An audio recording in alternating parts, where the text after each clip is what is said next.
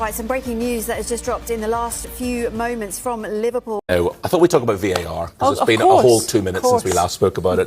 This is good news, music to the ears, I think, of a lot of fans. The Premier League is to reject widening the scope of VAR. So next month at the World Cup, IFAB have ruled on this. VARs will be permitted to rule on the award of corners and of second yellow cards. So we're going to see a lot of that at the World Cup. The Premier League, though, have decided to go against this. They think it's going to significantly increase the length of matches, and awarding a corner here or there isn't going to really affect the outcome of a Premier League title over a 38-game season. So, yeah, I think you could expect 120-minute games if you're suddenly ruling on everything and micromanaging everything. So the Premier League are saying, nah, enough is enough. We're not going to have them. For me, there, Hannah, is slightly different in so much as I get it that if you send me to the screen, I get it. I'm under pressure. I've still got all options on the table. I can stick with my decision. I can change my decision.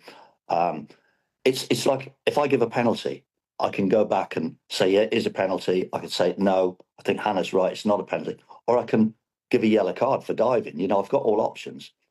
But in this case, I think it's not the fact that the referee's gone to the screen and changed his mind. I think it's the fact the referee's been sent to the screen. And that's the key for me, because he's sent to the screen because the VAR thinks it's a clear and obvious error. Well, you have, and you know you have, and that's why you've come out straight away and tried to deflect it. But the other thing is, why is Beto going down?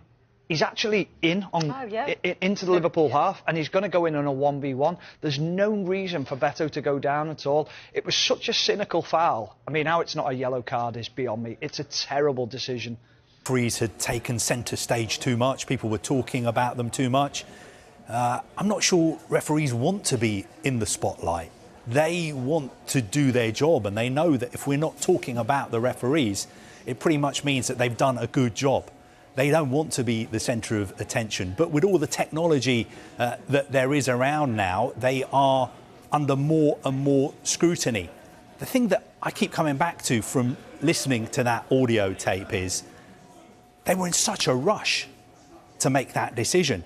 And I think that's because we've put them under pressure to reach these decisions really, really quickly. Because when VAR was first introduced and they were taking a long time to make these decisions, everybody was complaining about the fact that it was taking too long.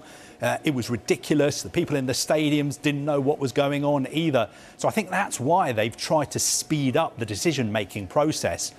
But listening to that audio and watching the video, it's obvious. If you do anything at that speed, if you do anything that's complicated and so many people are watching and depending on your decision making and you're doing it that quickly, mistakes are going to be made. And I think it's really important what we saw at the end of that clip as well. And in footballing terms, it was a serious, significant mistake. What we want to do is make sure that this doesn't happen again. Tensions exploded at Anfield after a dramatic clash between Liverpool FC and Chelsea FC ended in huge controversy following a shocking VAR decision that left fans furious. The blockbuster Premier League encounter had everything: goals, intensity, late drama, and heated reactions from both sets of supporters.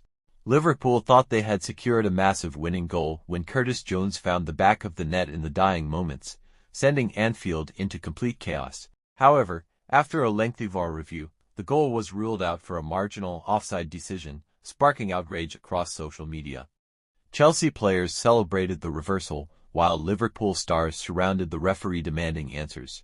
Meanwhile, Cole Palmer once again proved why he is one of Chelsea's most dangerous players with a brilliant attacking display that kept Liverpool's defense under pressure throughout the match. Fans online immediately labeled the incident another VAR scandal, with debates erupting over whether technology is ruining the emotion of football. The controversial decision has now become one of the biggest talking points in football, with supporters, pundits, and former players all divided over the referee's call. As reactions continue to pour in, this unforgettable battle between Liverpool and Chelsea will be remembered as another classic Premier League controversy filled with drama, passion, and chaos.